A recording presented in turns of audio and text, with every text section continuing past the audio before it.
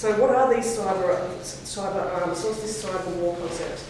100 governments are spending money on cyber security strategies, 100 governments. In this country, last year, 65 billion was spent on the cyber weapons, development and by the US or all together. So this is just this country. The US spent 65 billion last year on cyber weapons and cyber defense strategies.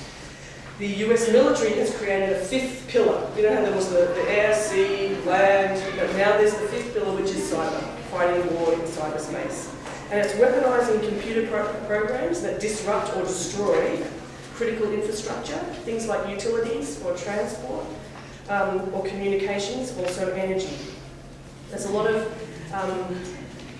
discussion about ways in which events that happen online might filter through to the kinetic world, and the other way too.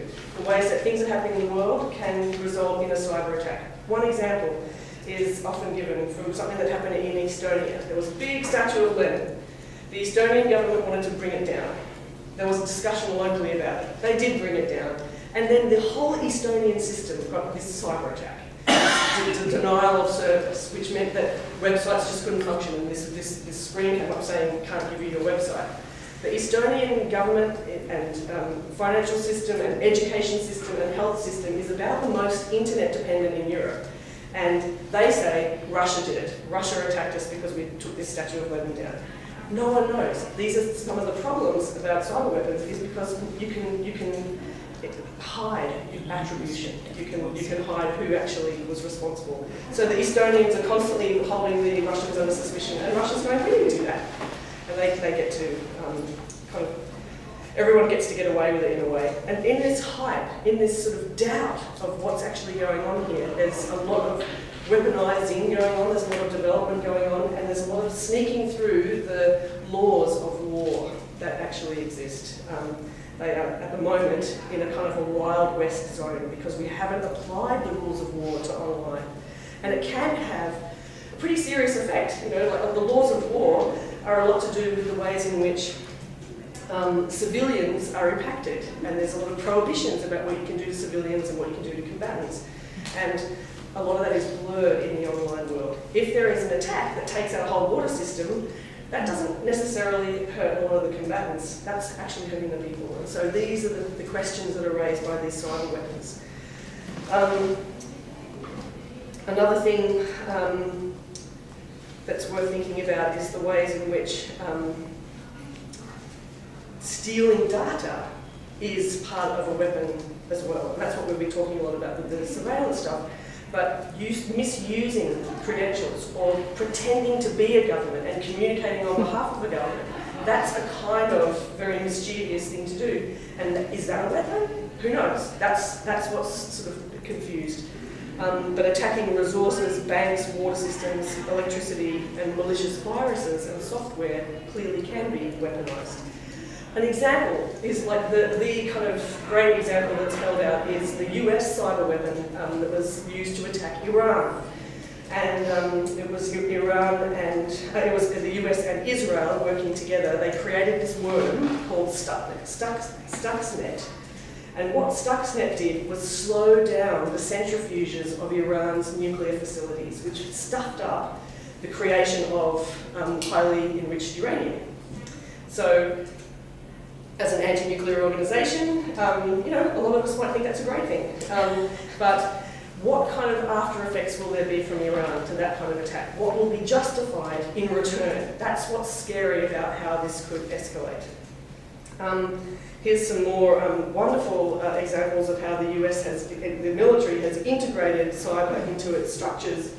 So there's a cyber command. This is one of the symbols. This isn't a joke. When I first saw this, I thought, oh, someone's trolled them. This is really funny, someone's made it me. This is actually a real logo for putting up satellites. The Space Command's kind of project of putting satellites up into space. Nothing is beyond our reach, and a big, awful, angry-looking octopus. Really not good in terms of their own PR, are they?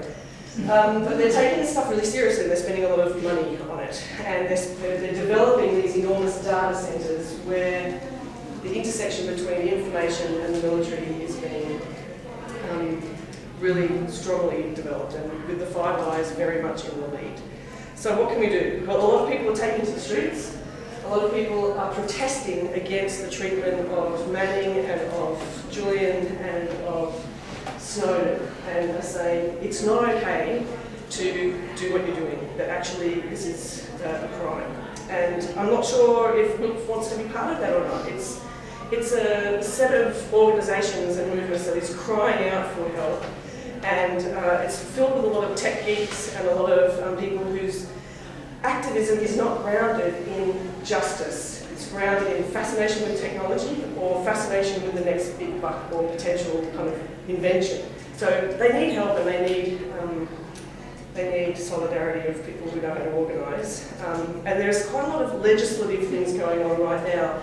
There's this bill in the US Congress called the USA Freedom Act, and it is also the Freedom Act. It's very bad, and a bunch of organisations are getting behind it, hoping it'll get better, but I'm not sure that things are going to the Senate in the year of an election necessarily get a whole lot better.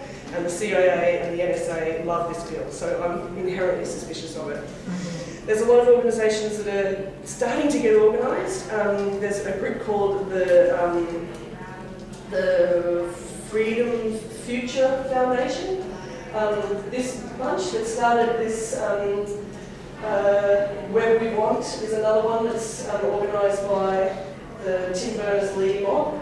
And this Just Net coalition, I think, has got the best kind of alignment with WILPF politics in terms of talking about the US empire and imperialism. A really important part of activism right now would be to debunk this myth, because I have nothing to hide, I have nothing to fear. WILPF has been surveilled for a very long time. It's also been infiltrated, I think, pretty obviously for quite a long time too. So this concept that we have the right to organise, we have the right to speech, we have the right to privacy is a really important one, and it's completely on the line right now. And if we don't push back, we're going to lose it in a big, big way. The potential for people to communicate in privacy is absolutely the foundation of legal work and journalism. And if we lose it, those two very important parts of the democracy are gone. Our rights are on the line, and it's also about time that we acknowledge that this internet that we're dependent upon is a public utility, that it needs to have that kind of status, as opposed to about 90% of it living in US hands, US private hands. I'll just finish with a tiny story that I was quite amazed about when I heard. Al Gore is sometimes credited with creating the internet. Who's heard that myth? Right. What he did was he authored a bill that went through the Congress that massively sped up the privatisation of the internet. And it sped up the investment in the infrastructure that made it rapidly roll out in the 90s, but actually has left us in a situation where the fat bags are in control and they have our data and they know